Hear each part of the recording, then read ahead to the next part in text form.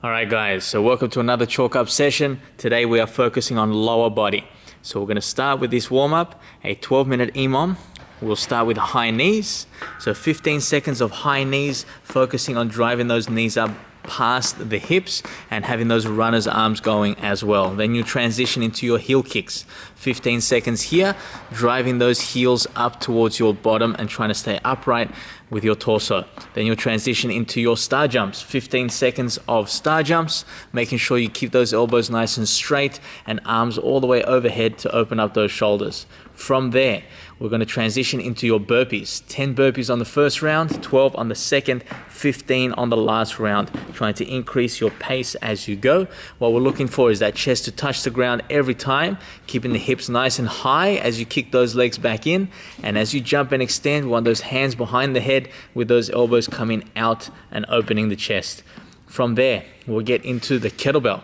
So kettlebell clean complex, 3 reps on the first round, 4 and then 5 as the rounds go on. We'll start with a deadlift. So deadlift first, always touching the ground, sinking the hips down and chin and chest up. Then into squat cleans, you want to release the handle, catch onto the ball of the kettlebell into that front rack position. Then you'll catch the handle again in order to transition to the ground. From there, you'll go into a strict press. So pressing overhead, you can see the hand position there gripping onto the ball of the kettlebell. Once you're done there, you'll bring it onto your front rack position and then just lunge, alternating legs. So 3 per side, then 4 per side and 5 per side as those reps go up, as the rounds go on. Kettlebell goes down, then you'll get into your plate, ground to overhead with a rotation in a standing position. So from here, you're going to stand, rotating, pivoting one foot, so the opposite foot to where the plate is. You'll touch the ground, and then you'll come up and across the body and pivot the opposite foot again. So always get this pivot and rotation, pulling it into the body and then back down. So trying to get some power as you rotate through. Then you'll switch sides. So we're looking for 8 per side on this movement for a maximum of 50 seconds. Once you complete this one, you'll start again with your high knees and work your way through for 3 rounds. All right, so now that we've completed your warm-up, we're on to the strength component of the session. So we have 5 sets of 6 to 10 double dumbbell thrusters. This will depend on the weight that you have. So hands on the dumbbells. You can squat clean these, which is what Ezra is going to do here. So catch it in a full squat and go straight up into your first thruster. So there's 1. She's going to go through and do 4 reps, just 1 more. Okay, so that is your thruster. What we're looking for is power through the hips. So on this next set, I'll get you guys to watch the power through the hips and the timing. So here she's going to power clean. So you can also power clean to get those dumbbells up. Find your squat stance. Now she's going to squat hips below parallel, coming up with power and using that power of the hips to drive those dumbbells up overhead, trying to get a full lock and pressing them up and back. So that is your thruster. So depending on the weight of those dumbbells, try to push to the higher level, to the 10 reps. Otherwise, you can stick around the 6, 7, or 8. Okay, now that we've finished the strength component, we're on to your conditioning. So we have a 9-minute AMRAP with 2 movements. The first movement is a single arm cluster with the dumbbell.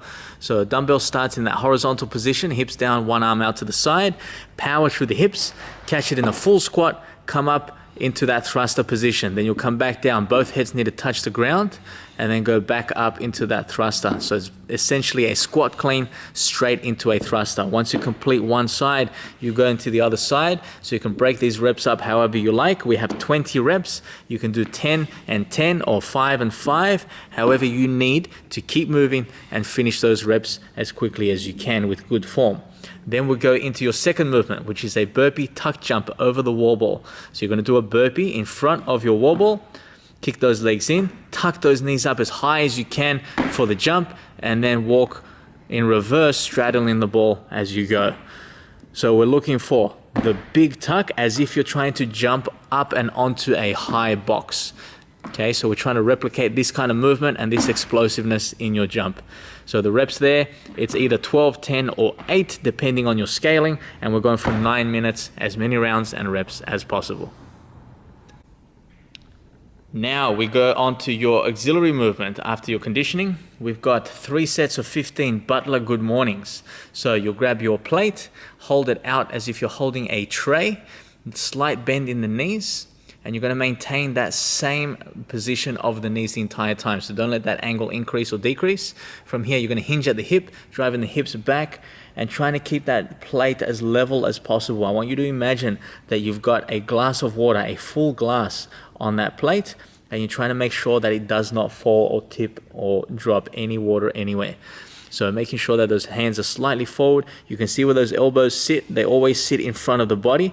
They're not pulling into the body, and you're always having that weight forward. Make sure that you keep activation in your upper back. So your upper back is very important to be switched on here. So you're not just loading your lower back as well.